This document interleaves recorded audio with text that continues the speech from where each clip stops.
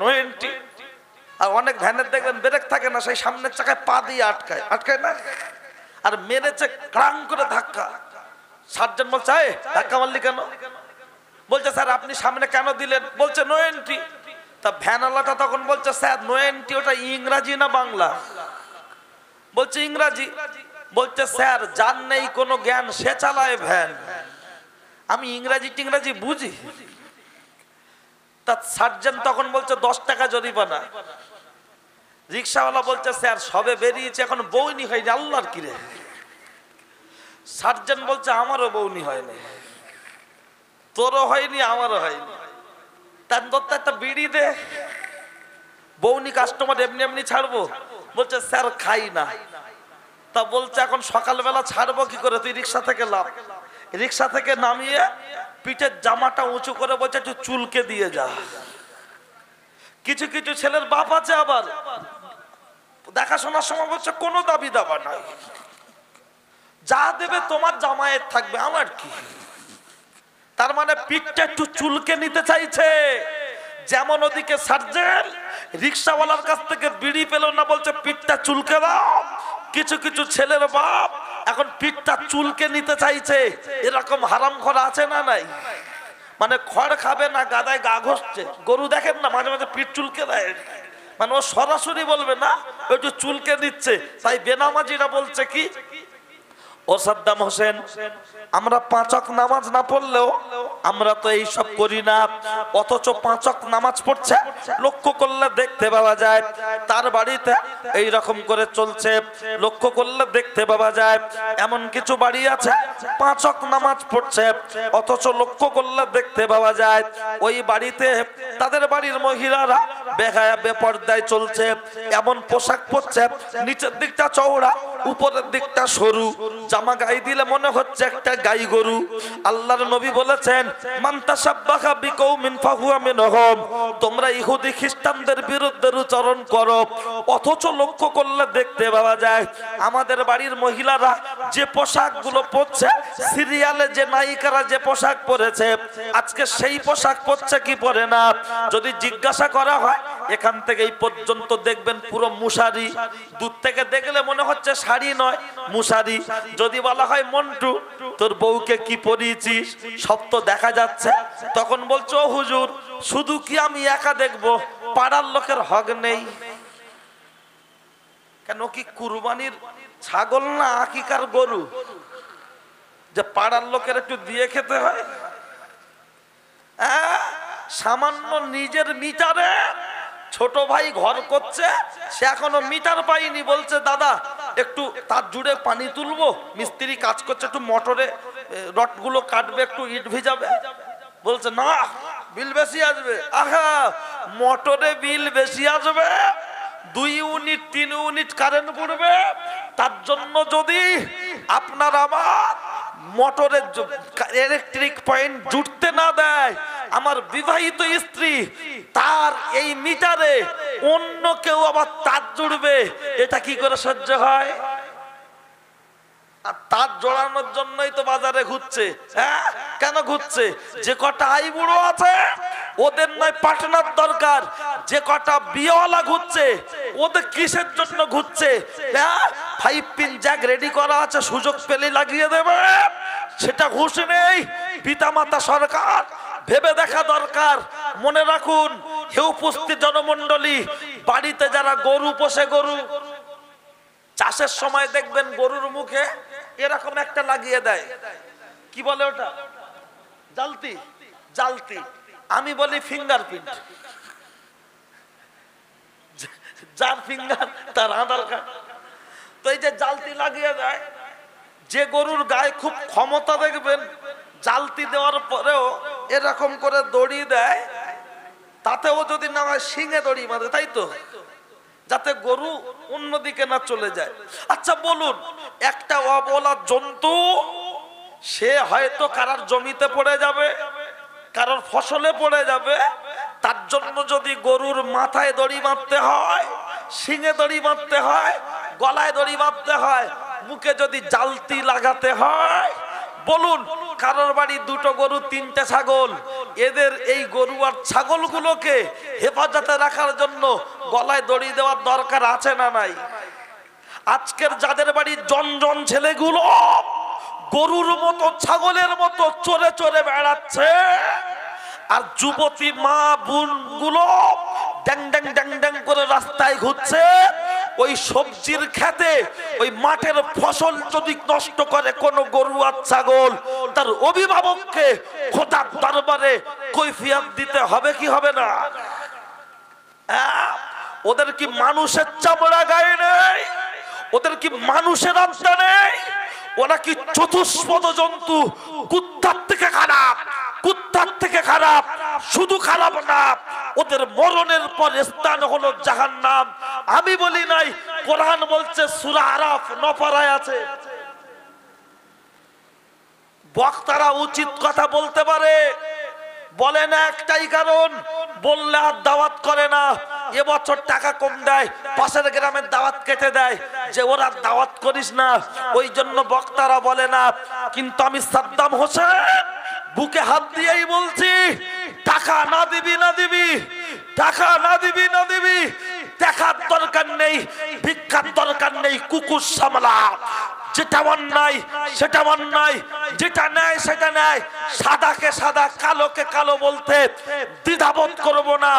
তোমরা বাজারে ঘুরবে, মেলায় ঘুরবে, তোমাদের মান সম্মান লাগবে না, আর মলি সাহেব বললে তখন মান সম্মান লাগে। লজ্জা করে না? শরম করে না? চলুন, এটা সবে দিয়েছি 650 পাওয়ারের ক্যালপল, এরপরে 1000 পাওয়ারের দেবো। একটু দিচ্ছি, বসেন। কি আপনাদের রাগ হচ্ছে নাকি?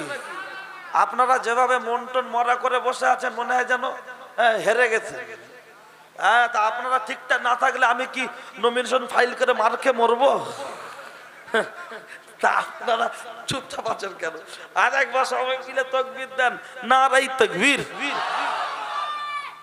এই বাচ্চাটাই সবচেয়ে জোরে বলেছে। দেখি আর একটু জোরে বলবো।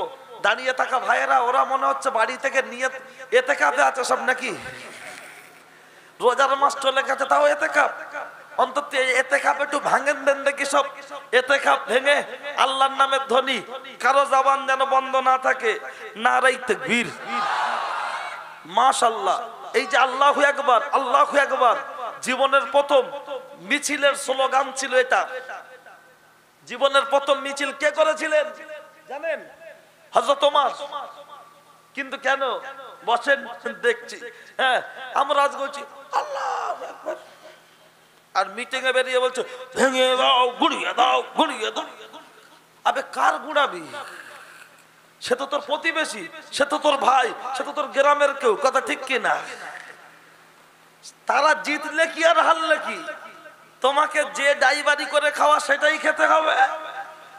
দুটো একটা ছেলেকে ওই ইউটিউবে ফেসবুকে সেই ভোটের সময় লাফালাফি করতে ভিডিও দেখেছি। কালকেই দেখছিলাম একজন অটো চালাচ্ছে, আর যেদিন ওর এই পঞ্চায়েত ইলেকশনের যেদিন ভিডিও দেখি, ওর এমন মুড, আমি মনে করি তো এবার হয়তো এমএলএ হবে। সত্যি, আমি আর কি করছি না। তাকে কালকে দেখলাম লাইন দিয়ে অটো দাঁড় করানো আছে, সেখানে দাঁড়িয়ে আছে। আমি একটু দূরে এসে জিজ্ঞাসা করলাম, এই ছেলেটা, ওই যে লোকটা দাঁড়িয়ে আছে, কি করে গো? বলছে অটো চালায়।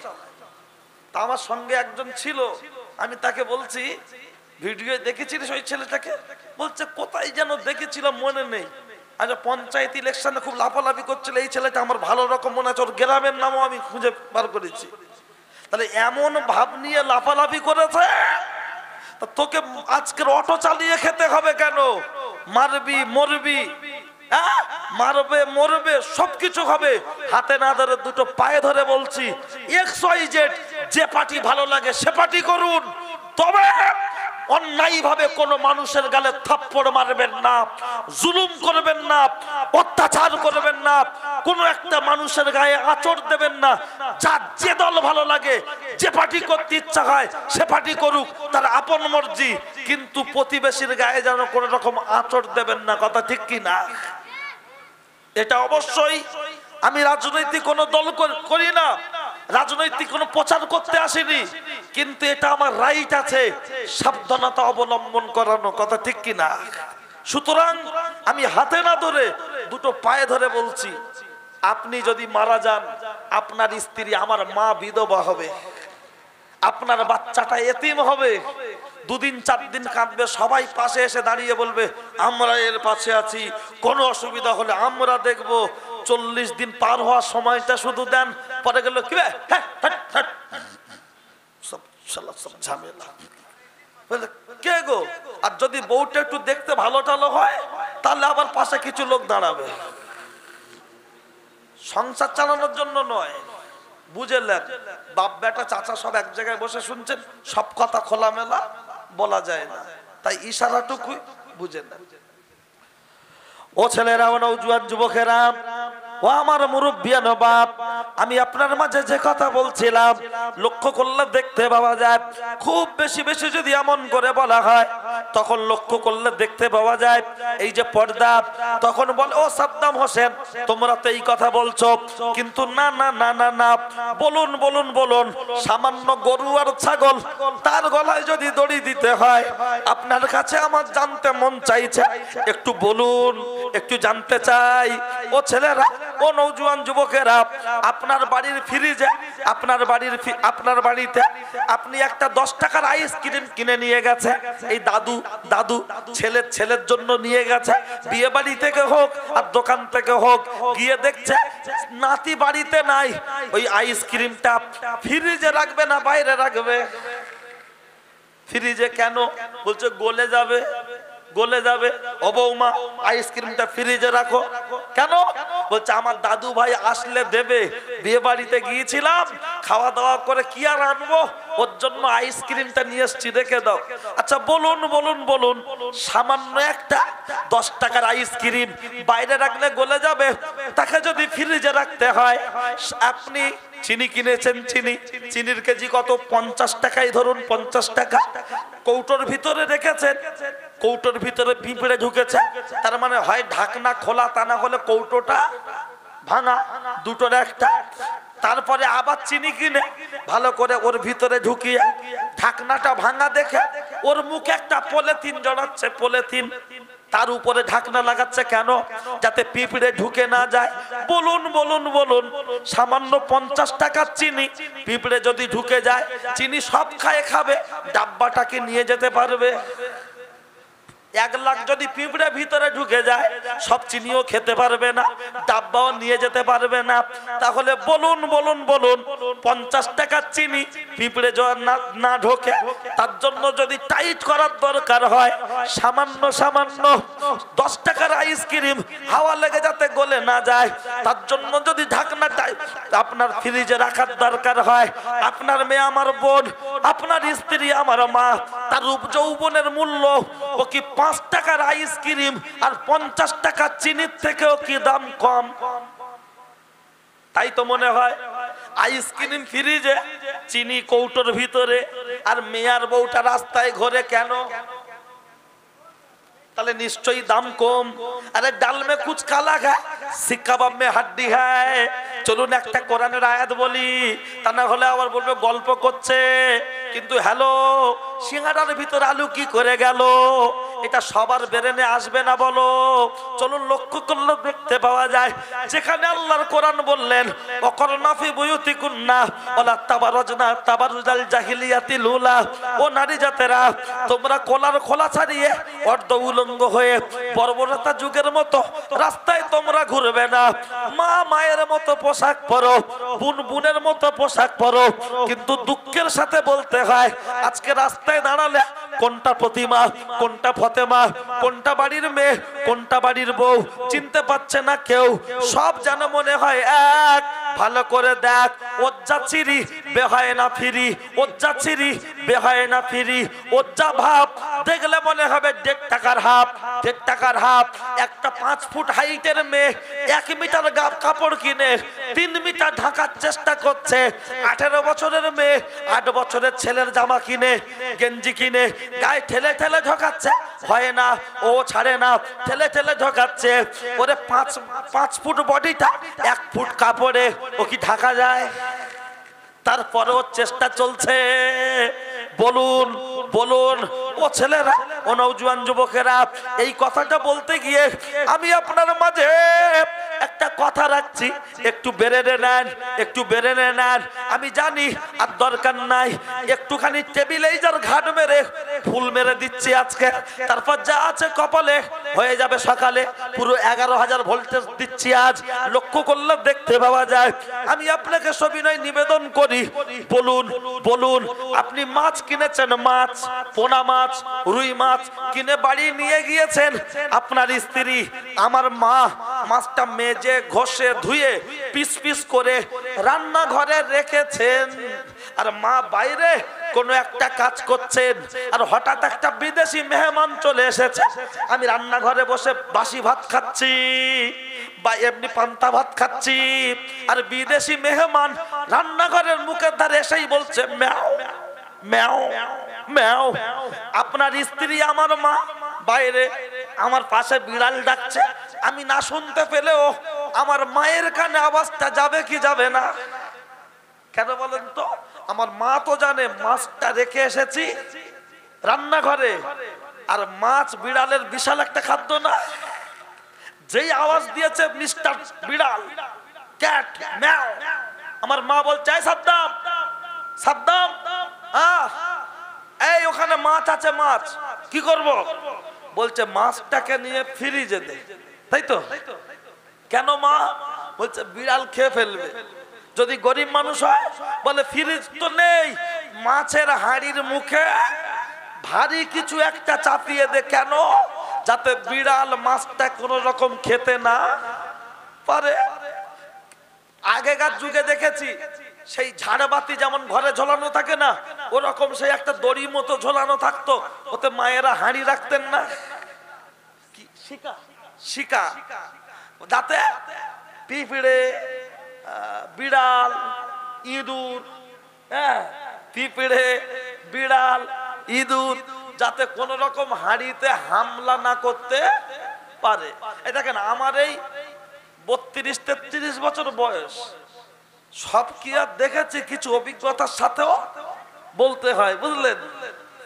আচ্ছা বলুন, তাহলে সামান্য 150 টাকার মাছ বিড়াল খেয়ে নেবে, তার জন্য যদি মাছটাকে শিকায় রাখতে হয়, ফ্রিজে রাখতে হয়, মাছের হাঁড়ির মুখে ভারী কিছু চাপিয়ে দিতে হয়, আপনার মেয়ে, আমার বোন, তার রূপ যৌবনের মূল্য কি 150 টাকার পোনা মাছের থেকেও কম, রুই মাছের থেকেও কম? বলবেন কেন? মাছ যেমন চড়ে চড়ে বেড়ায়, আজকের কিছু বাড়ির মহিলা, মেয়ার বউ মাছের মতো হাটে বাজারে মেলায় চড়ে চড়ে বেড়াচ্ছে, ওদের পাশেও কিছু বিড়াল এসে ঘুরছে, বলছে ম্যাও ম্যাও ম্যাও। ও বৌদি ফোন নাম্বারটা দাও, দাও। ম্যাও। ভাবি ফোন নাম্বারটা দাও, দাও। মেয়ের মা বলছে ম্যাও, আও খাও, গল্প করে যাও, তুমি তো কলাঘাটের ছেলে, ভয়ে কাকে পাও, আও খাও, গল্প করে যাও। সামান্য 150 টাকার মাছ বিড়াল খেয়ে নেবে, তার জন্য যদি মাছটাকে ফ্রিজে রাখতে হয়, সামান্য 200 টাকার রুই মাছ বিড়াল খেয়ে নেবে, তার জন্য যদি ফ্রিজে রাখতে হয়, আপনার মেয়ে, আমার বোন, আপনার স্ত্রী, আমার মা, তার রূপ যৌবন টাকার সাথে কোনো তুলনা নয়। রাসূলুল্লাহ বলেছেন, নারী হলো গুপ্তধন, তাকে ঢেকে রাখা প্রয়োজন। বেল একটা থাকে এরকম, বেল যদি ছাড়িয়ে ঘোরে কাক দেবে ঠোঁট ভরে, আপনি কাকের দোষ দেবেন না বেলের দোষ দেবেন? যারা ফুচকা বিক্রি করে দেখবেন, বাড়ি থেকে মাল হাটে বা বাজারে নিয়ে যাওয়ার সময় এরকম একটা কাপড় দিয়ে এরকম বাঁধা থাকে না কেন? রাস্তায় যাতে কেউ না হাত দেখায়। তাহলে ফুচকা যদি বাঁধা থাকে, রানিং এ গেলে কেউ বলবে না ও কাকা দাঁড়াও দাঁড়াও। যখন নির্দিষ্ট জায়গায় পৌঁছে যাবে, আলু ছানা রেডি হবে, টক ঘাঁটবে, লোকের দেখে জিভে পানি আসবে, বলবে কত করে? বলছে 10 টাকার 6টা। বলছে দিয়ে দাও, ধরে গপ গপ গপ গপ। আজকের একটি নারী তার রূপ যৌবনটাকে যদি ফুচকাওয়ালা ফুচকা বিক্রি না করার কারণে যদি ঢেকে রেখে দেয়, কেউ তার কাছে পাতা ধরে না। নারী যদি তার সতীত্বটাকে, তার রূপ যৌবনটাকে সেই রকম করে ঢেকে রাখে, চট করে কোনো পুরুষ তার কাছে গিয়ে পাতা ধরার চেষ্টা করবে না। প্রমাণ, চলুন প্রমাণ দেওয়ার জন্য আমি আপনাকে কোনো গল্প শোনাবো না। হযরত নবী ইসমাইল আলাইহিস সালামের আম্মা, যে মেয়েটির বিয়ে হয়েছিল হযরত নবী ইব্রাহিম আলাইহিস সালামের সাথে, আমি বড় ঘটনা বলবো না, শুধু একটুখানি রস নিংড়ে তুলে দেবো। তার কারণ, হ্যাঁ বাবা, আগে লোক আখ চিবিয়ে খেত, এখন আর আখ চিবিয়ে খায়? কি করে খায়? গেলাস গেলাস দে, কত করে? বলছে 10 টাকা। বলছে দে, ঠেকিয়ে দিল হলারে, চলে গেল চেম্বারে। নাকি আমিও আপনাকে আখ চিবাতে দেবো না, দেবো গিলেলার। এখন আর লোকের আখ চিবানোর ধৈর্য নেই, ঠিক আছে? যা হবে পেলেনি হয়ে যাবে। শুধু মাঝখানে একটা কথাটা একটু বলে দিই, তা না হলে বয়স্ক বাচ্চারা অনেক বসে আছেন, শোনেন। যারা বাপ মার সাথে খারাপ ব্যবহার করে, ওরা যে হুজুরের মুরিদ হোক আর যে হুজুরের মাজার জিয়ারত করতে যাক, ওর কপালে বাজ পড়বে, লিখে রেখে দেন।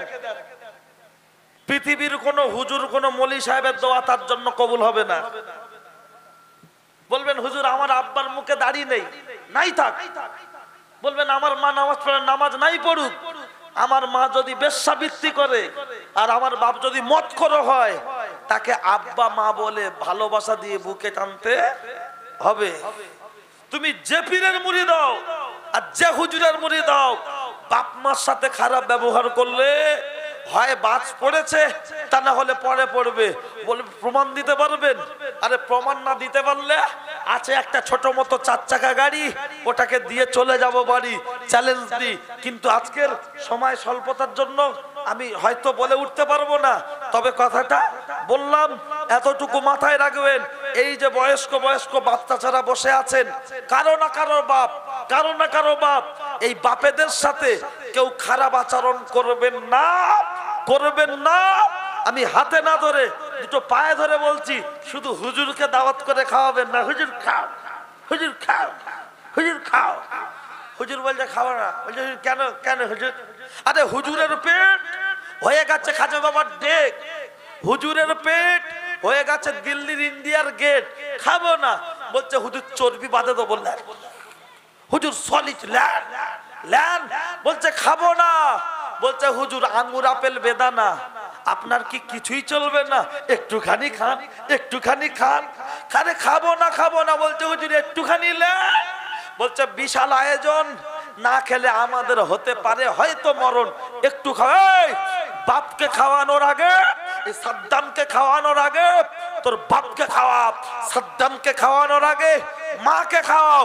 আজকে তোমার বাড়িতে তোমার শ্বশুর এসেছে, শাশুড়ি এসেছে, মরণ খাওয়া খাচ্ছে, জন্মের খাওয়া খাচ্ছে, হলার ভর্তি করে খায়। আর তোমার বুড়ো বাপটার বেলা একটা লেগ পিস জোটে না, একটা। শালার বউ এসছে, যেমন গালে দিলে ভালো হয়, খাও খাও। শালি এসেছে, লাও লাও। আর বুড়ো বাপ মায়ের বেলা কি দিচ্ছে জানেন? মুরগির ডানা, ওতে কোনো কোনো গোশ নেই। এরকম করে টেনে ধরলে মনে হবে যেন এক্সরে করা রিপোর্ট। আর মাছ দেবে কোনটা জানেন? লেজের দিকটা গো, যে দিকটা একটু বেশি বেশি কাঁটা থাকে। বলে বুড়ো খেয়ে গলায় বাঁধুক। আর ওর বাপ মা আসলে বড় দেখা, আব্বা খাও। আব্বা বলছে না খাবো না। খাও তো, খাও, খাও।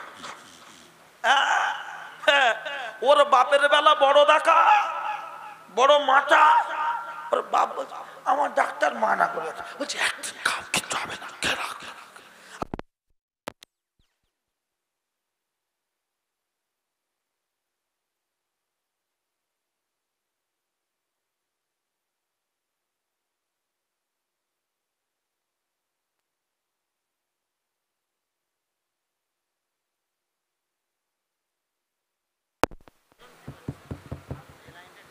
কি আপনাদের রাগ হচ্ছে না কি বলছি বলে? আসলে আমি আজকের এই বিষয়ে বলার ইচ্ছা ছিল না, কিন্তু যেভাবে এরা কুটুম নিয়ে ব্যস্ত আছে ওই জন্য এই 11,000টা দিচ্ছে, ঠিক আছে? আর যে বাড়িতে কুটুম এসে শোবে ওর দিচ্ছি, ঠিক আছে? কুটুম আসবে এসে আবার কি বলবে জানো, আর শরীরটা ভালো নেই। তা তোর যখন কলেরা হলো তো এলি কেন? নাকি ভুল কথা? তখন কুটুম খাচ্ছে, খেয়ে ঝেগুর তুলে লিখ তারপরে দিচ্ছি, এমন বলবো হয় গালে আঙুল দিয়ে বমি করবে, আর তা না হলে যদি ওর মজলিসে আসে, ঠিক আছে দিচ্ছি। চলেন তো সবাই মিলে আবার তাকবীর দেবো, কারো জবান যেন বন্ধ না থাকে, ঠিক আছে? অন্তত আওয়াজটা পৌঁছাতে হবে, নারায়ে তাকবীর।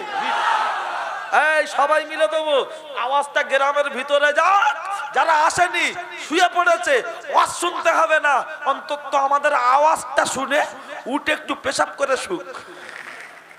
যদি আমার খাটে ঝেড়ে দেয়, বুঝতে পারেননি? ভাগনাটাকে নাই বলতে পারবো প্যাম্পার্স পর, দুলা ভাইকে বলতে পারবো পড়ো। ওই এমন করে ভুঁড়ি লেসে খাটে বসে আছে, মনে হয় যেন আমাদের বোনের বাচ্চা হবে না ওর হবে, প্রায় 8 মাস। তা দিচ্ছি, থাক। চলুন, কি বলছিলাম? পিতামাতা। এই পিতামাতার কথার উপরে শুধু একটুকুই বলছি, বেশি বাড়াবো না। কলা গাছে কলা হওয়ার আগে লাল মতো একটা জিনিস হয়, কি বলে গো? মোচা। চাষিরা মোচাটা আগে কাটে না কলা আগে কাটে? মোচা আগে কাটে। মোচা আলাদা বিক্রি করা যায়, চচ্চড়ি করা যায়, ভাজা করা যায়, ছোলা দিয়ে রান্না করে খাওয়া যায়। যদি বলা হয় চাচা মোচা আগে কাটছো কেন? বলে কলার কাঁদির সাইজ ভালো হবে, কলা ভালো মোটা হবে, পুরুষ্ট হবে, ভালো দামে বিক্রি হবে। আজকের ছেলে আর বউ হয়েছে কলার কাঁদি, বাপ আর মা হয়েছে মোচা। বিয়ের 6 মাস পরে বউ এসেই বলছে মোচা কেটে দাও, মোচা কেটে দাও। তার মানে বুড়ো বুড়িকে সংসার থেকে বাদ দাও, বুড়ো বুড়িকে সংসার থেকে বাদ দাও। কেন? বলছে কলার কাঁদির সাথে যেমন মোচা থাকলে কলার সাইজ ভালো হয় না, কলা পুরুষ্ট হয় না। বুড়ো বুড়িকে ডাক্তার দেখাতে দেখাতে আমাদেরও সংসার উন্নতি হবে না।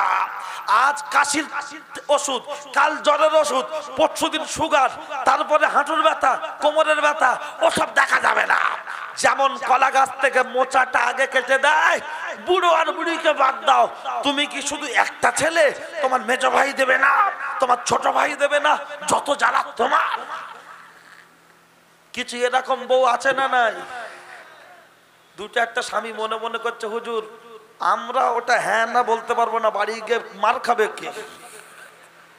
বাইরে বিশাল বড় গুন্ডা, গাড়ি চালাচ্ছে হিরো হুন্ডা, নিজেকে মনে করছে বিরাট বড় গুন্ডা, সামনে নিচে ঝান্ডা, পিছনে আছে ডান্ডা, দাবি করছে আল্লাহর বান্দা, আর ঘরে বোর কাছে গিয়ে পুরো করছে, পুরো বেচারা ঠান্ডায় বসে বলছে কি তরকারি করেছো? আর মাকে কি বলতো, মা কি রান্না করে? আমি পয়সা খাবো না। আর বউকে বলছে একটা ডিম ভাজবে। ও তো হুজুর, কথা বললে থবনা উড়ে যাবে। কিচ্ছু করার নেই, মস্তানি বউ না, প্রেসার কুকার সবসময় ঠান্ডা। ঠিক আছে দিচ্ছি। মেয়েদের বসার জায়গা কোন দিকে গো? নেই, পাড়ার দিকে। তা ওদের আর কি অপারেশন হবে? মাইকে ও মেয়েরা আজকে একটু সুযোগ পেয়েছে গল্প করার, সাউন্ড নেই, তাহলে বাদ দেন পোষায়। ও তো শোনার দরকার ওদের।